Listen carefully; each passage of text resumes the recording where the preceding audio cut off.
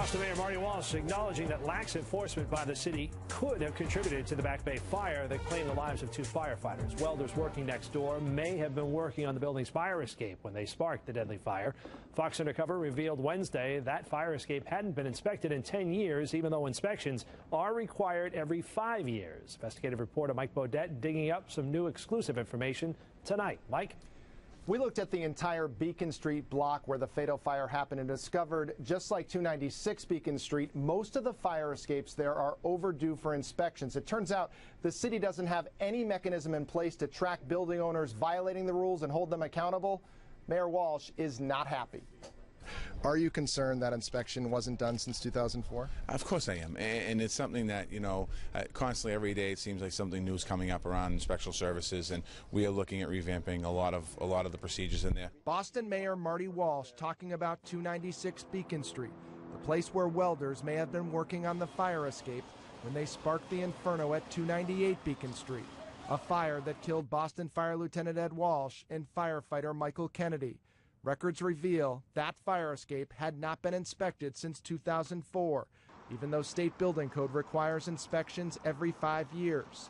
So the fire escape should have been inspected in 2009 and then again this year, which raises a troubling question according to fire code expert Amy Cronin, president of Strategic Code Solutions.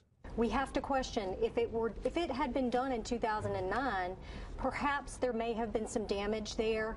Like if you think about rust, if you catch it early enough before there's massive damage and there needs to be reconstruction, maybe the welding would have never been done. 2 of our heroes lost their life in that fire, and I'm not sure if that was the cause, but regardless whether that was the cause or not, we still should have inspected that property. It turns out many inspections are not being done. Fox Undercover looked at fire escape inspection records for the entire Beacon Street block where the deadly fire happened. 2/3 of those fire escapes are overdue to be inspected. 1/3 of the fire escapes on the block haven't been inspected in 10 or more years. It's the responsibility of property owners to get the inspections done.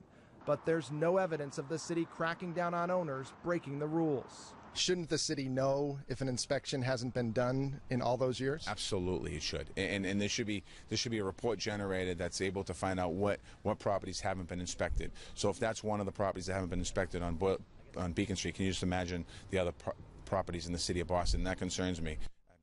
Back to 296 Beacon Street, where the welders who sparked the fire were working. We told you the last inspection on the fire escape was done in 2004. As we reported Wednesday, that inspection was done by Giuseppe Falcone, who owned D&J Ironworks in Malden. Falcone is being sued by the owner of the building that burned down, but he denies having anything to do with the welding that day. No comment from the owner of 296 Beacon Street, which did not have the fire escape inspected for a decade. I'm Mike Beaudet for Fox Undercover.